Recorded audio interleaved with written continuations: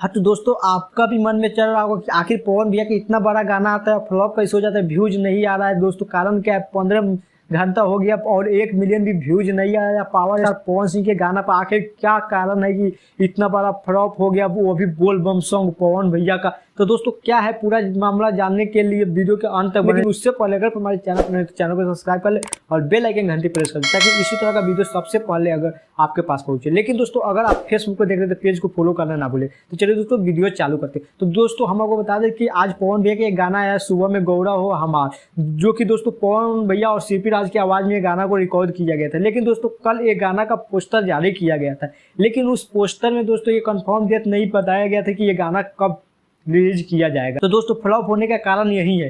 अगर दोस्तों पवन भैया का ये पोस्टर जब रिलीज किया गया था दोस्तों, अपलोड कराया गया था दोस्तों, उस समय अगर ये डेट डाला गया होता कि कल ये गाना सुबह में रिलीज कराया जाएगा तो दोस्तों ये गाना पर व्यूज आता और ये फ्लॉप नहीं होता।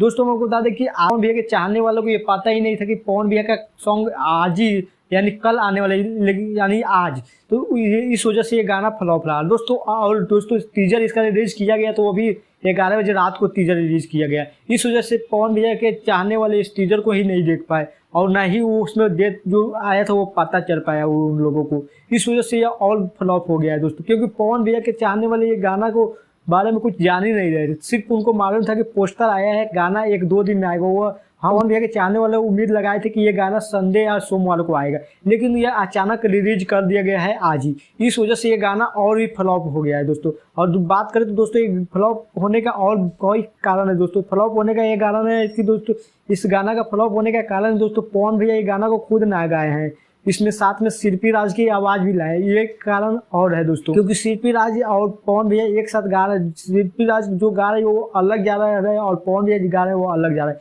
ये खुद से पवन भैया ये गाना को गाते ना हारमोनियम के साथ, तो दोस्तों ये गाना तो फ्लॉप होने का चांस ही नहीं था। लेकिन दोस्तों ये गाना खुद से ना गा कर सीपी राज से भी गवाए हैं, इस वजह से ये गाना में फ्लॉप हुआ है। इससे पहले पवन भैया जो हारमोनियम के साथ गाना लेके आए वो सब सुपर डुपर हिट हुआ है। जैसे रोए रघुराई वो गाना दोस्तों सबसे सुपर डुपर हिट हुआ था दोस्तों।